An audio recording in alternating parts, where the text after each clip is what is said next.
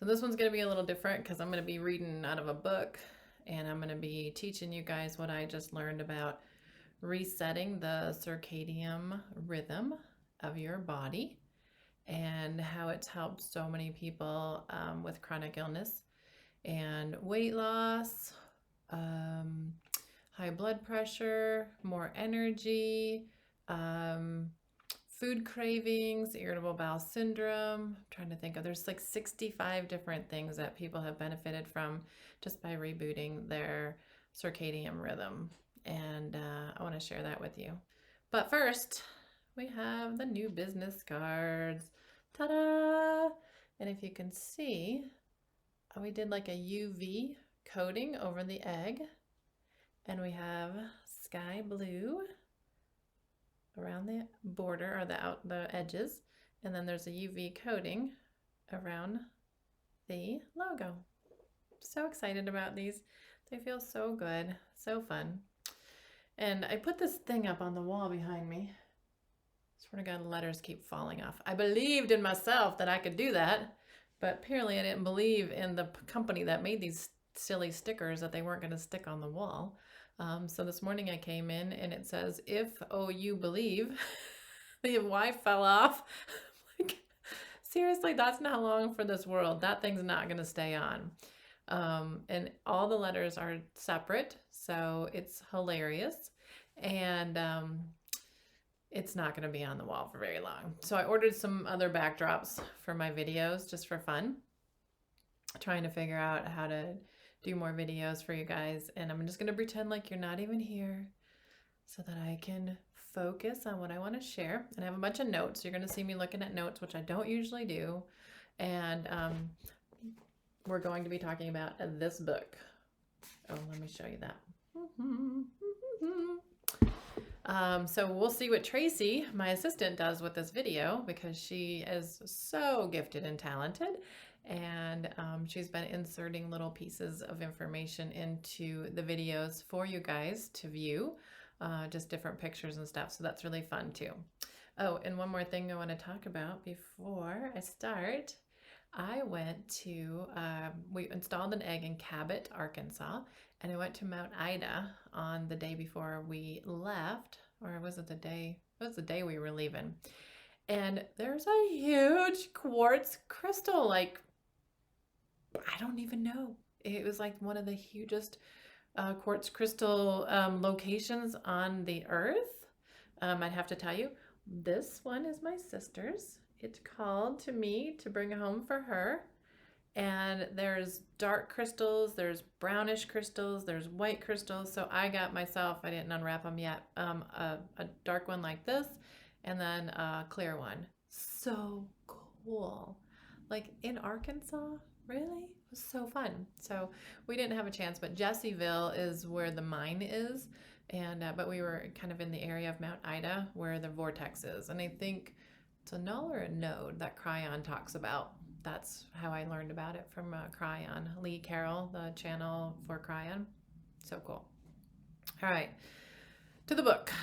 So this is going to be about the benefits of your circadian rhythm and what you can do to reset it and how you can benefit from it. The author's from India. It's a really cute story. He had a work visa, and he basically didn't dedicate the book to the United States or the Americans, but in a nutshell, he was so grateful to be here, to be able to work and have his work supported, and to, you know, just be in this great country, and it's going to get greater. I can't wait. And he said that, you know, he wanted to dedicate this book because it's stuff that he learned as a kid from his dad and his grandpa and his family in India about the circadian rhythms, but he wanted to dedicate the book to America and helping Americans with chronic illness and disease. And yeah, that's why he wrote it, because he was so grateful for the opportunity he had here. So that was beautiful, beautiful, beautiful. Now, you may get the book, you may not. It's up to you. I'm going to give you a lot of information from the book, but just know that I don't agree with everything in the book. There's some things that I think They're his truths, but they're not mine.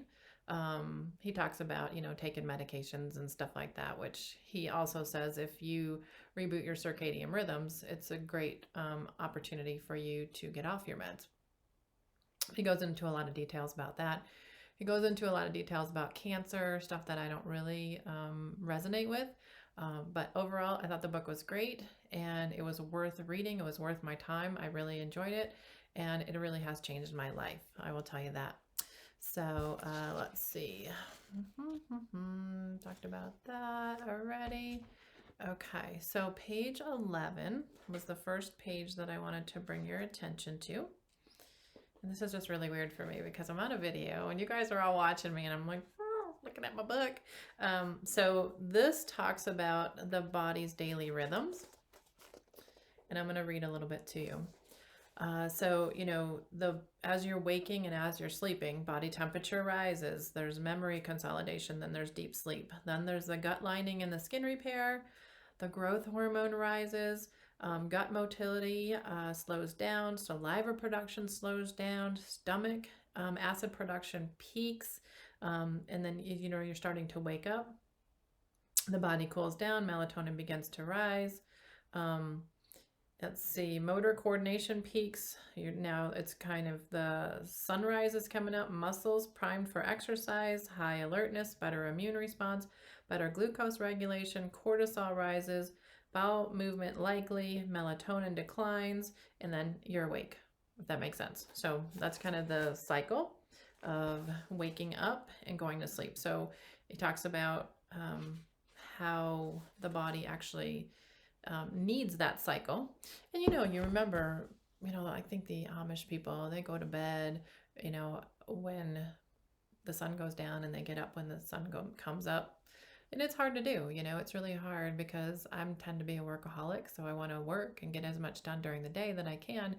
But then I push myself so far that I'm brain dead and I'm doing stuff, but I'm not really productive, if that makes sense. So I really need to, and I'll share with you how I've shifted, just kind of changed my schedule. So I'm more productive and getting more done, but working less. Making sense. So that was page 11. So now, let's see, number 3, 4, 5, 6. Okay. So what has changed in my world? I am actually sleeping better. I'm not needing as many supplements, which is really weird because when I wake up in the morning, I muscle check for the supplements that I'm going to need in the morning. And sometimes I'll muscle check in the afternoon as well. And I haven't been needing that much. Now, I notice after I do egg sessions, when I get into the harmonic egg, for 3 or 4 days after, I won't need very many supplements because the body's rebooting, coming back into balance. And it's like, don't give me anything. Let me see where I reset. And then you can start, figuring out what I need. So that's been really interesting because just with the reboot of the circadian rhythm, I'm noticing that I'm needing less supplements and my body's working better. So I started menopause. Ugh, any women out there, I swear to God, no wonder why women are crabby after they're 50 or in menopause. You don't sleep, you're bloated, it's so much. Hot flashes, oh my God. Got those under control, I think, with the egg too. And it literally is a flash for me. I'll heat all up and it's then it just dissipates. Where I see some women, there's like sweat pouring down their face. I feel so bad for them. It's so crazy. But I've noticed some of my triggers for menopause are high protein. So if I eat a lot of proteins, I'm going to get hot flashes. It used to be cheese. So I think my body changes every day. It's so crazy, maybe every week. But there's always something changing. And then just when I thought I figured it out, changes again.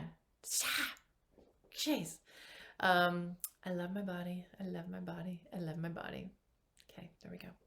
And I'm having less cravings, less food cravings and sugar cravings because I used to just get stressed out and just eat. And now I'm finding that I'm not having those cravings.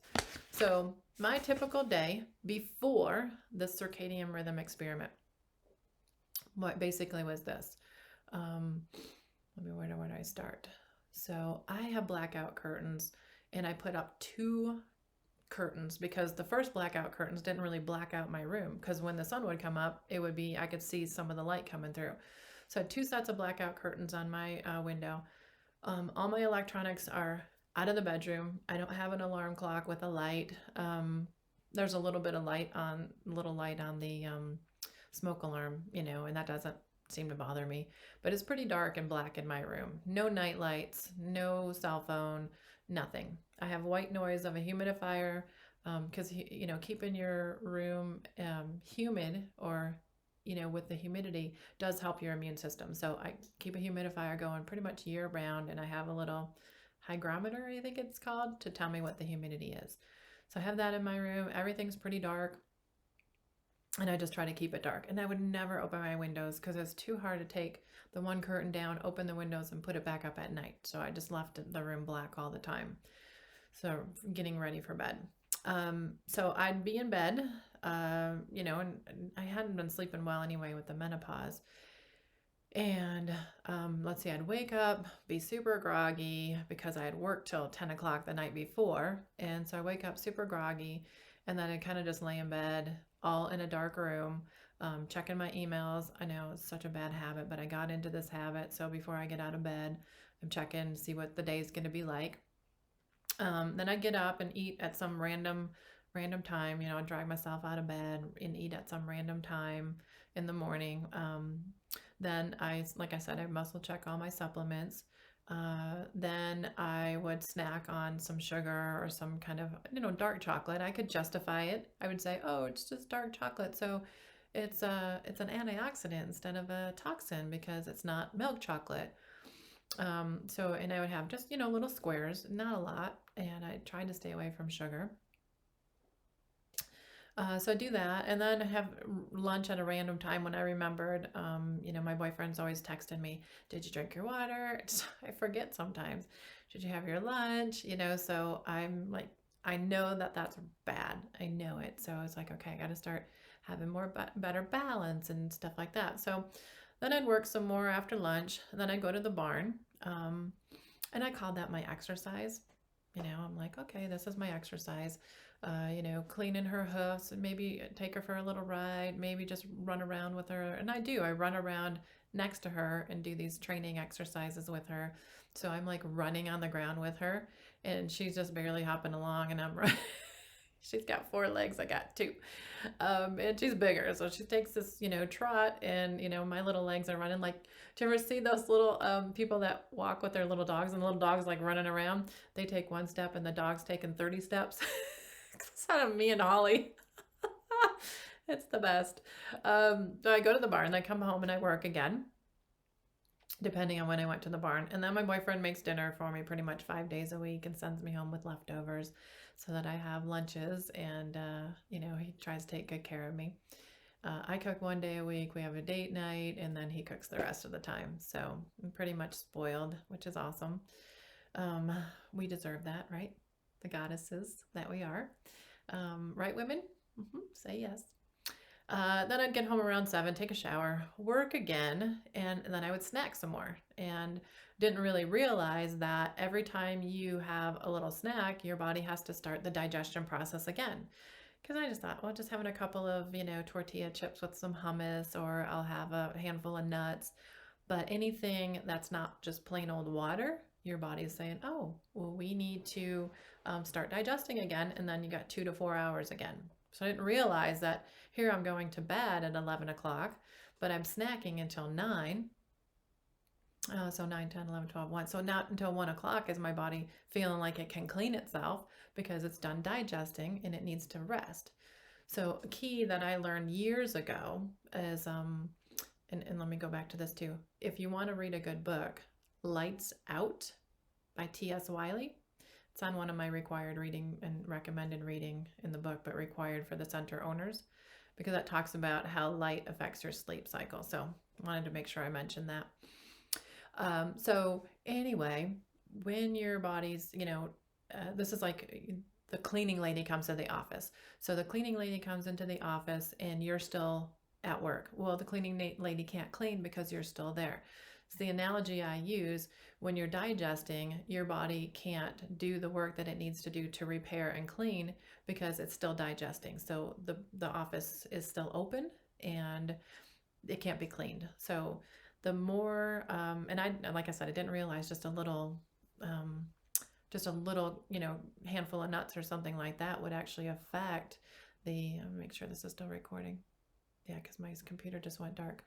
I didn't realize that the little bit of, food, it starts the whole digestion process again. Easy for me to say, right? So that was really important, and I thought just a little bit, you'll be fine, but no. So I would go to bed about 11 o'clock, and then that's how my day started with what I talked about before. So now my current schedule is so much different, and I'm actually sleeping better. But I'll talk about that too. So I took down the second blackout curtain. So when the sun started coming up, that I would start waking up. My circadian rhythms would wake up. And then I wake up now without an alarm at like 7:30, where I start to see the light, or my body feels the light, probably more accurately said. And I open the blinds to get the lumens, the bright lumens, to get that circadian rhythm. Okay, the body's like, oh, it's daytime now. Cool. Time to wake up, time to be alert. I still grab my phone, check my emails, although the emails aren't working on my phone anymore. Something happened, which maybe is a blessing. They just work on my computer now, so that's maybe a good thing. Hop out of bed by 8 o'clock, and I'm having a consistent, I'm getting some food in my body between 8 and 8:30. I'm getting some food in my body, so that I'm like, okay, time to wake up. We're going to eat now. Time to digest, get going. And then I started again, which I used to do this years ago. Have you ever heard of the Tibetan Fountain of Youth exercises? It's a series of 5 exercises. You're supposed to do 21 of each, but you really need to work your way up to it. It seems easy, but they're not as easy as they appear to be. So I do those in the morning, and then I go to work, get on my computer, check my emails because they're not working on my phone. And then I have lunch at the same time, right, 11:30, 12 o'clock, give or take 30 minutes. And I'm keeping that schedule pretty consistent now. I'm not hungry. I'm not needing to snack. It's amazing. I go to the barn and get more exercise because I'm walking around with her. And I'm getting the sunlight. So the sunlight, we need those bright lumens from the sun to, keep our immune system. No sunglasses, okay? No sunglasses. Sunglasses actually compromise your immune system. Ditch your sunglasses. Your body will get used to the sunlight. It might take a couple weeks, but your body will get used to the sunlight without the sunglasses. So do that. I get back from the barn and I go to work again, and I will also exercise again. So I do the Tibetan Fountain of Youth exercises twice a day now in the morning, and then around the time that's around maybe 3:30, 4 o'clock. And I'll read to you some things in the book. That is one of the better times to exercise. And I feel so much strength. I feel so different in the afternoon doing those exercises than I do in the morning. It's pretty cool. It's been a pretty cool observation of what's going on and how the body really needs that schedule and that regimen and that, it's just a timeline for the body. It's really cool. So there's a timeline for your brain. That's the best time for your brain to work. And that's usually until about 3 o'clock. 3 o'clock, I start feeling, my brain's kind of done. I'll still do work in the evening because I get so many emails. I have so many emails. You guys wouldn't even believe it. I can't even believe it. It's just like I answer one and 2 more come in. So that's been kind of crazy. So then I now am eating dinner at 5:30. So it's like old people dinner time, but it's great because if your body needs 2 to 4 hours to digest, then I quit eating, no snacking or anything by 7:30. And that was really hard at first because I was used to just grabbing some snacks, a handful of nuts, a little bit of tortilla chips and hummus, a little bit of things. So I quit eating at by 7:30, and I'm quitting working now by 8:30. And it's been crazy because I'm getting more done. I'm more productive since I'm not pushing through the day. It was just taking me so much longer to get anything done when my brain was just done, and so I was trying to push it till 10 o'clock, and then I wouldn't be able to sleep. And even at 11 o'clock, I was laying in bed thinking of all the stuff that I did or didn't do. So this has been a great schedule change. 8:30, done working, and then I kind of just chill. I'll either read a book, and that's what I've been, reading this book, and or I'll just, watch a little bit of mindless TV or something like that. I do watch TV. I like the sitcoms, like right now, All in the Family, The Jeffersons, cracks me up, Sanford and Son. I love those shows. And they remind me of my dad. My dad was, if you knew my dad, his personality was between George Jefferson and Fred Sanford. That was him. That was him to a T. The same personality, same, funny but kind of rude jokes. That was totally my dad. So then I'm in bed by 10:30. I have less anxiety. I used to have a little nightcap. There's these little kombucha alcohol drinks, and the blueberry basil one is really good. And I'll open up a can, and then it'll be like 3 nights worth of, have like a little ounce or two before bed. And that was kind of my wind down, because I just couldn't wind down. Well, probably because I was trying to work too much. So, common sense, but I also I'm trying to get a lot of stuff done, and I'm gonna, trying to learn to delegate more too. So I'm trying to learn to delegate more. That'll be a good thing. Now I will tell you that when I went to Arkansas, it totally threw me off. And it was kind of disconcerting, because I was like, oh, I worked so hard for a whole week to keep this rhythm up. And then we went last Friday. Yeah, last Friday we left for Arkansas. And during that trip, it just threw off my rhythms for sure. We have a lot of trips to make this year. We have almost over a year wait for a harmonic egg right now. So we're trying to figure out how to ramp up production so that we don't have people waiting over a year. I know it usually takes them 6 or 8 months to set up a business, find a location, get the room ready. So it's not horrible. But these trips all year are going to really throw off my rhythms. So as soon as I came back home, got back on it, can't beat myself up over it, because this is what I'm doing. This is my mission in life now, is to, to bring the harmonic eggs to everybody that needs them. But what I have noticed is that jet lag is less or none when I do an egg session when I get home. And sometimes I'll do an egg session at the center that we just installed. Like I did a session in Arkansas, and she was so funny. So I usually set myself on the settings that I love the most. And so I said, okay, all right, Kim, what are you going to put me on? And she's like, oh my God, like I got to put you in.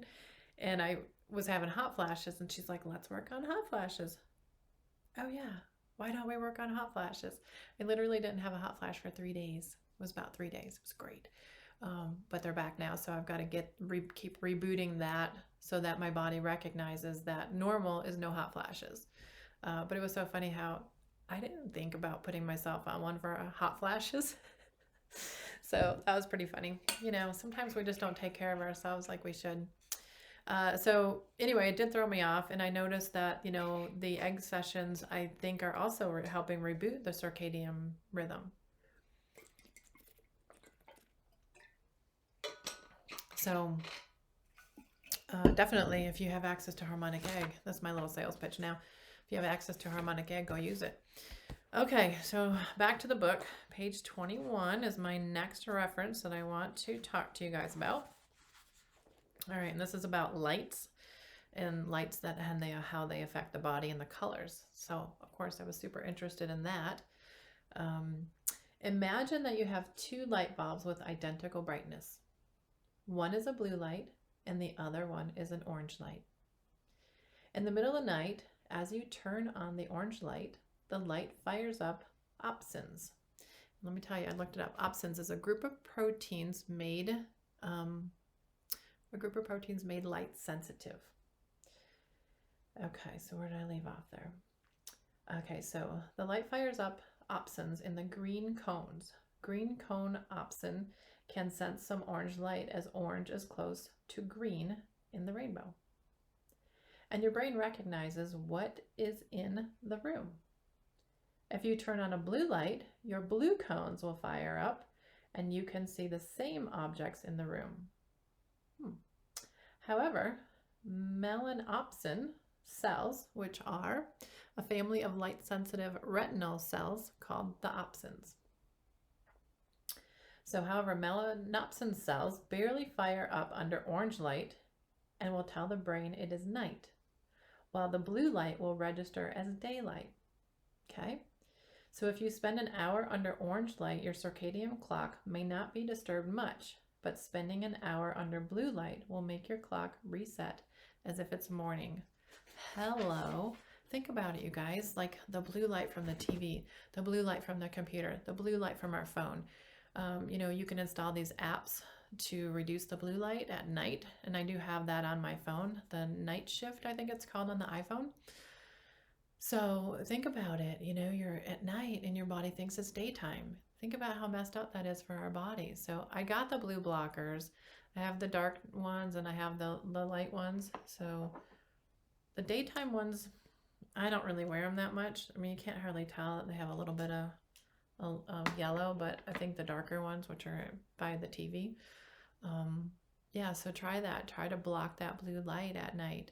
And I just thought that was really interesting. And I wanted to make another point about that. Let me go back to that. Maybe I forgot. Anyway, blue blockers, try that, and see what you can do to reduce that blue light. Because our bodies, I think, are getting really messed up from being on the technology late at night. So really try to get off of that. Okay, so now page 80. Let's go to page 80. Is this fun? Are you guys having fun? Because it's like kind of weird for me to be reading books to you. I don't even know who's watching. Weird. Okay, signs of chronic sleep problems. So waking up with joint pain may be a sign that you did not get a good night's sleep for several days in a row. Check this out. Inflammation in the body is supposed to reduce during sleep. Did you know that? If you don't sleep long enough, inflammation doesn't have time to subside.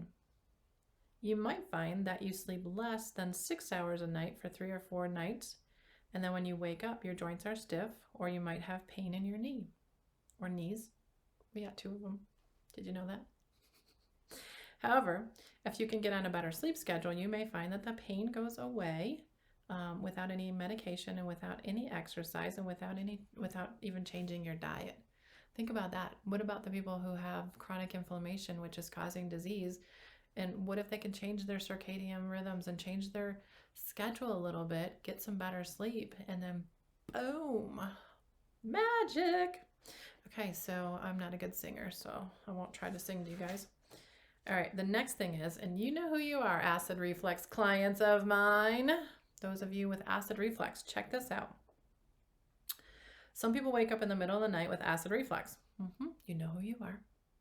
And they have a bad feeling in their stomach that only seems to go away with food. It's like they think that the food is soothing it.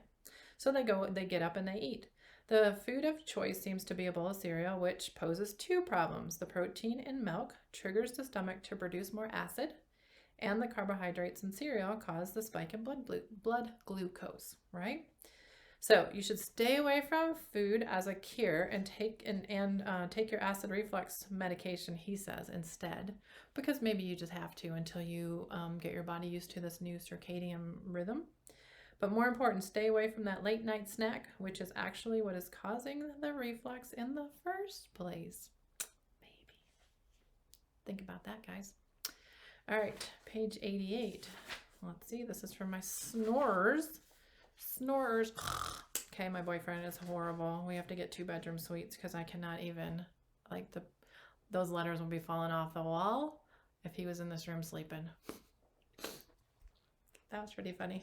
Cracking myself up right now. Okay. So mouth breathing reduces the amount of oxygen, which is really interesting. So a lot of snoring is rare in children, but there are children with allergies now. They're coming up, with all the pollution in our environment, the food choices, the processed foods, the lack of hydration. So seriously, hydration is so key in allergies. So not many kids have these snoring problems, but it can occur when they are congested because of a sickness or an allergy. Both children and adults who have stuffy noses will breathe through their mouth at night and tend to snore. Mouth breathing reduces the amount of oxygen that goes into the brain. That also puts the brain in hypoxic, I think some people call it hypoxia or something, or low oxygen state, which can increase the chance of getting dementia, seriously, and various brain-related problems like memory loss. All right, let me talk to you about dementia. So It is my current truth that dementia is from chronic dehydration. And I didn't really think about the lack of oxygen from this, so this was really new information to me. But I think that a lot of people with dementia have been chronically dehydrated for years and years and years. And I'm not sure that there's a cure or anything that can help them, because think about, if your brain is chronically dehydrated for all those years, what if it shrinks? This is something I read. The chronically dehydrated brain shrinks. And so there's dementia. Well, how do you rehydrate and grow your brain again when you're older and your body doesn't work as well? So all you people out there, you need to stay hydrated. And also with snoring, you need to lose some weight. No late night eating. Think you've heard that in this talk already. Hydrate. And then those little Breathe Right nose strips, they really do work when you're congested, and it kind of just opens it up. So try that stuff. I think that might help. Nothing will help my boyfriend. He just refuses to eat healthy and do all the things that, he should do. I know he's trying to lose weight right now, but he snores so loud. Shh, don't tell him I said it. He probably never watches my videos, so he'll never see this. Anyway, all right, so now let's go to page 126. Are you guys enjoying this? It's kind of just so weird. I'm like all antsy. I'm on this bar stool, so it spins. Yeah, and so I'm just like nervous. Okay, your optimal brain function is highest between 10 a.m. and 3 p.m. And I have actually observed that now that I've been following this new schedule. Like after 3 p.m., I shouldn't do any emails that need a whole lot of thought process. If I need to forward something on to Tracy or to send something to my sister, because she does all the fulfillment for the book and the music. So if you go to harmonicegg.com and you buy something from the store, hint, hint, my sister will be sending it to you. So she's really cool. And she also makes some special little bookmarks. I don't think I have any up here. No. With a little stone on them and like a hemp string. They're so cool. So you get that if you buy the book. The rising phase of peak performance starts at 10 a.m. and tops off around noon. So that's when, if 10 to noon, those really tough emails that you really don't want to deal with, or something you really have to focus on. So check that out. Think about that. And I have noticed it's true. I rock my emails in the morning, and then after lunch it starts to go down, and I'm like, I could do mindless things like balancing my credit card statement or something like that. To me, that's so mindless. But if I really have to focus on an email, it's somebody really wants some information from this brain of mine, between 10 and 3, 10 and 12 is better. So yeah, think about all that and kind of plan your day that way. It's really kind of cool. Eating a late night meal negatively affects your ability to pay attention the next day. Like, how crazy is that? Possibly because you just don't get a good night's sleep, because your body's digesting well into the night and it's not getting clean, and your brain cells aren't regenerating, and your organs aren't getting the proper cleaning and regeneration. So really, really, really important. No late night eating. Come on, people. And I know in some countries, they just eat late. I know when we were in Egypt, we ate so late. I remember eating so late. It was crazy. And it could have just been the group of people we were with, but it was not my favorite thing. So I was going to say something else too. Where did I forget? There was something. No snacking. So, part of the reason why you want to quit eating so early is that you're also in a fast, or what he calls time restricted eating. TRE talks about it in the book a lot. So if you think about it, you're kind of fasting every single day. So if I quit eating at 7:30 p.m. and I don't eat again until 8 or 8:30 the next day, I'm like a 12 or 13 hour fast, which is so crazy.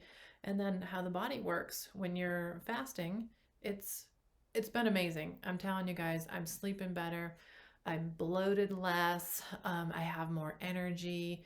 Like I said, I'm not needing as many supplements when I muscle check. So really, I can't tell you how much this has changed my life. So And seriously, the anxiety is down. So at night when I would be anxious and I want to have my little nightcap, my little nookie, is that the thing that you say? I don't know. Somebody was saying that from another country. It sounds like a sex thing though. No, that's not how it is. So, okay, my face is going to turn red now.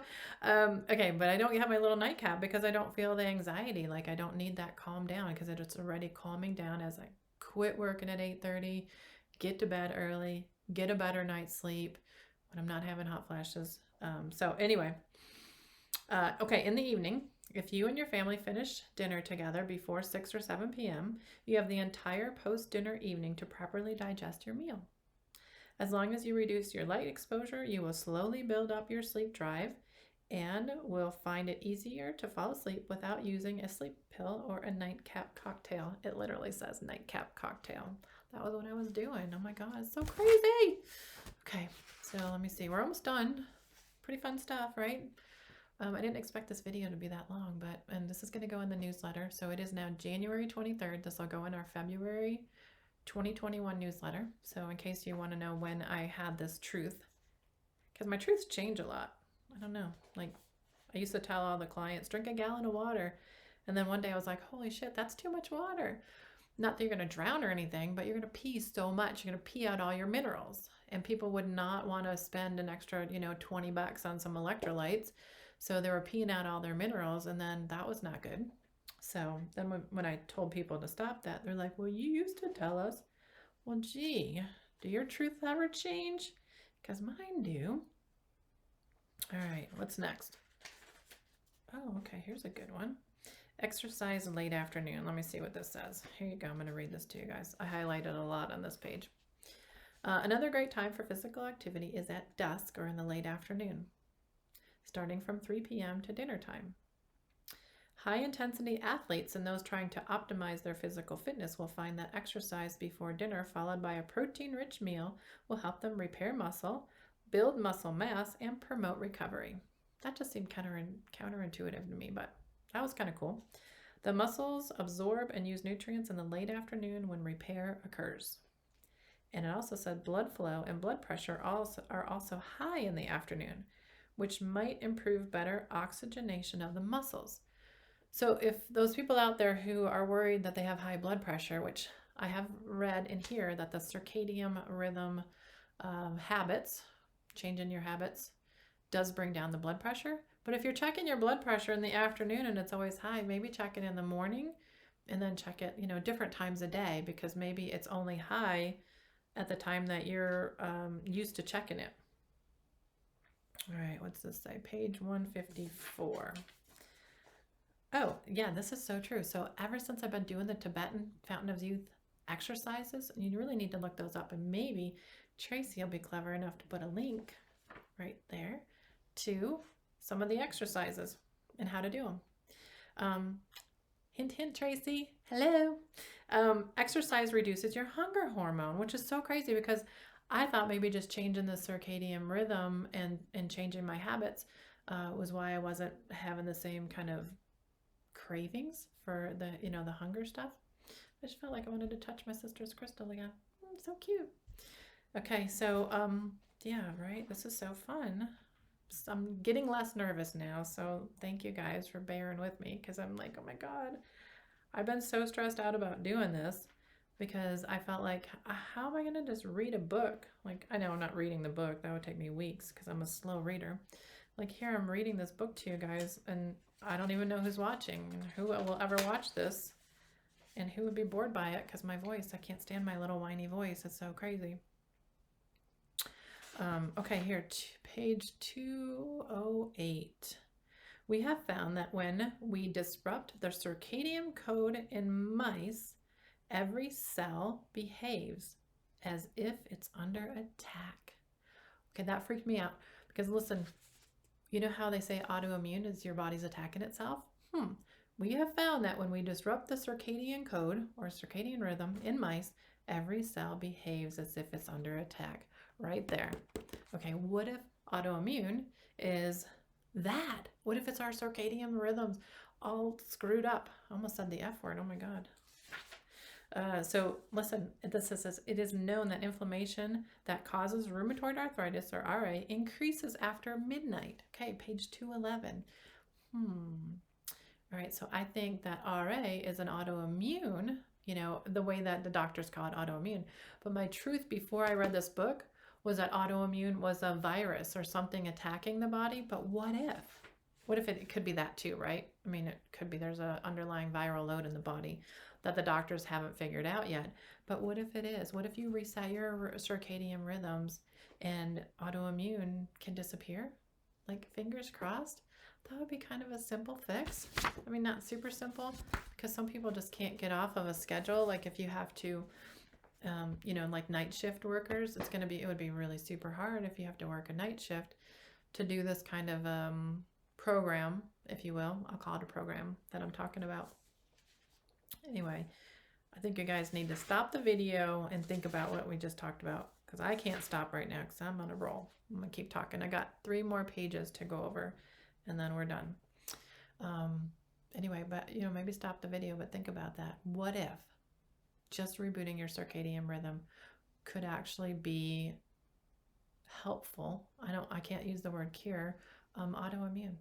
Yeah, that really hit hard with me, because I know so many people who, so autoimmune, and I always believed it's got to be something else. Your body's not going to attack itself. I mean, God, universe, source, the source body, God doesn't give us a body that's going to attack itself. What, are we crazy? Yeah, I mean, our bodies are amazing. So think about it. All right, so page 216. Can simply changing, I love this too, right? This is awesome.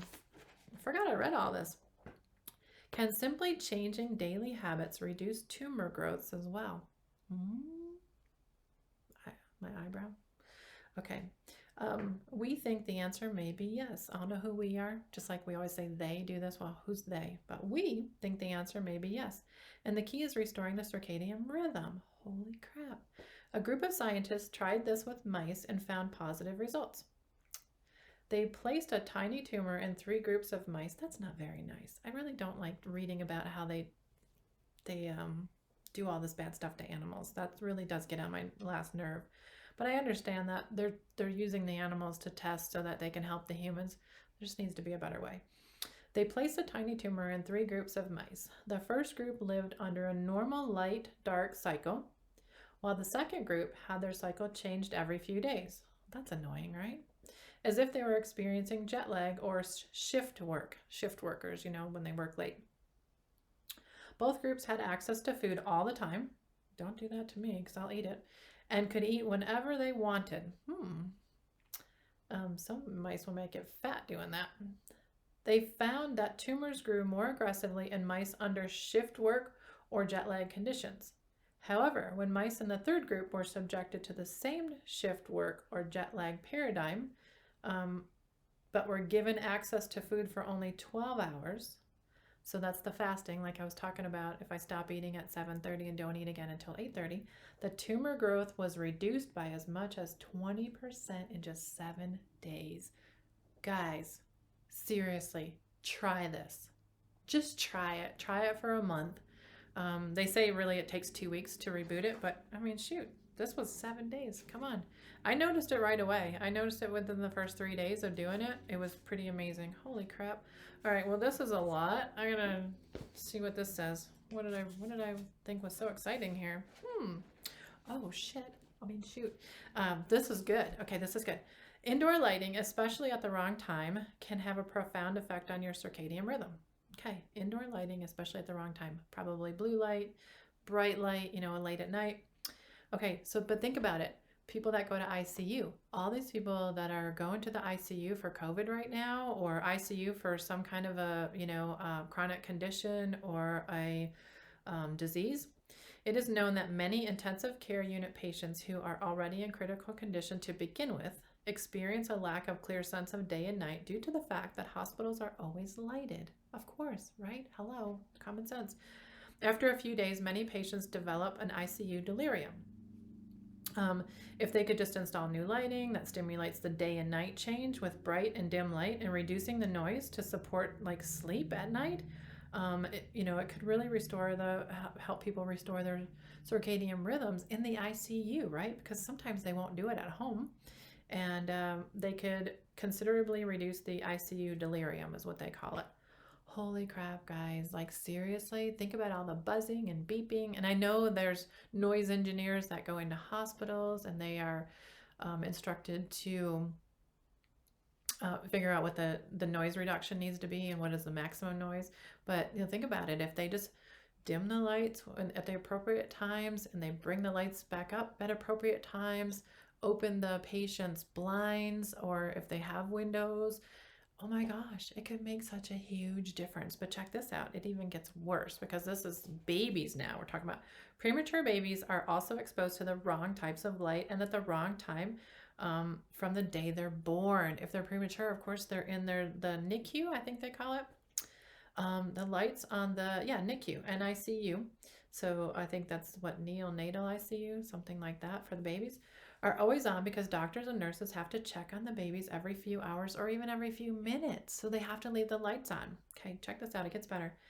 There are only there are also so many monitors and computer screens that make noises and emit their own light. As a result, there's no sense of day or night for the developing child's brain. Oh my gosh, crazy. Oh my gosh. We also know that premature babies typically have many ongoing health problems, including brain development issues, ADHD, ASD. I don't even know what that is. ASD. I have to look that up. Learning disabilities, compromised language skills, dyslexia, and more, right? Because their brain didn't develop the first few weeks or days or months. They were off on their circadian rhythm, and maybe that set their whole body onto like the wrong trajectory.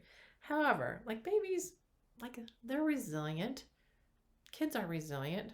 And if it takes us 2 weeks to reset our circadian rhythm, I'm not buying that now that I'm reading it. We can help them reset that. Anyway, I love this. Researchers safely covered the premature infants' cribs for a few hours during the night. So I love it. Safely. They want to just let you know that they safely did this. No babies were hurt in this experiment. So they did that to block the bright light. This simple adoption of light-dark cycle accelerated the baby's growth and development to such an extent that it reduced their hospital stay by as much as 30%. That's huge. The babies gained weight faster. A faster weight gain correlates with better overall brain development, and their heart rate was more stable. That's pretty cool. Not only that, those babies had better oxygen saturation in their blood and had more melatonin. Simply letting them experience a clear day-night cycle had a profound effect. Boom. Okay, we got one more page. That's amazing. So you guys can stop the video right now and think about that. It's crazy. Crazy good stuff. Okay, so this is going to just be the summary. All right, so random eating pattern versus a time-restricted eating, like TRE is what you call it, time-restricted eating. Random eating pattern, obesity. Time-restricted, reduced fat mass, increased lean mass. And I haven't really lost any weight, but I mean, I don't have a lot of weight to lose, but I started to get some belly fat. Could be the increased stress levels. Don't forget, we got these new cards. I love them. Could be the increased stress levels. Could be the menopause. Could be, so it could be a couple things, but I haven't lost any weight yet. Just got a little bit of meno belly, which is so annoying because I've never really had that. All right. Random eating pattern, glucose intolerance, insulin resistance. So there has been people in this book that talk about their diabetes getting cured from just doing this time-restricted eating and resetting their circadian rhythm into normal glucose. Okay, high cholesterol versus normal cholesterol. So random eating, high cholesterol, time-restricted eating, normal cholesterol. And I'm going to just go back and forth now. The first one I'll say is random eating, and then the second one will be the time-restricted eating. Cardiovascular diseases or / improved cardiac function and reduced arrhythmia. So if you have the heart arrhythmia, think about time-restricted eating. Inflammation, reduced inflammation. Fatty liver disease, healthy liver. Hello. I do a whole webinar on how to heal a fatty liver and like what the liver needs. And also, if you have a fatty liver, you're never going to lose weight. because you got to work on the liver. So, you can watch that webinar. It's on theharmonicegg.com. So, it's on the blog page somewhere. Maybe Tracy will put a link below. Tracy, hello. Poor sleep, better sleep quality, compromised muscle function, increased endurance. We all want that, right? Harmful gut microbiome, healthy gut microbiome. Irregular bowel movements, regular bowel movements. Now, I don't know if I said it in the beginning or not, but I was having, after I started this, 2 bowel movements a day. I know, right? Let's talk about poop. So anyway, yeah, so I definitely noticed that, but I think when you're stuck in fight or flight and you don't de-stress, then your rest and digest doesn't work as well. So you always want to make sure you're kind of working on your stress levels as well. Kidney disease, healthy kidney function. Poor motor coordination, better motor coordination. So think about that as the elderly people. They can have, probably better balance and stuff if they just work on this kind of a schedule for themselves. Because as we get older, I think people think, oh, I only got 5 hours of sleep, but that's all I need. I think our bodies just forget what we really need. So, yeah, that's it. If you have any questions, you can hit me up in the comment section, or you guys can, I don't know. I would say send me an email, but I get too many emails, so I don't even want to say that. So cancel that. All right, well, have a great day and enjoy. I hope this works for you.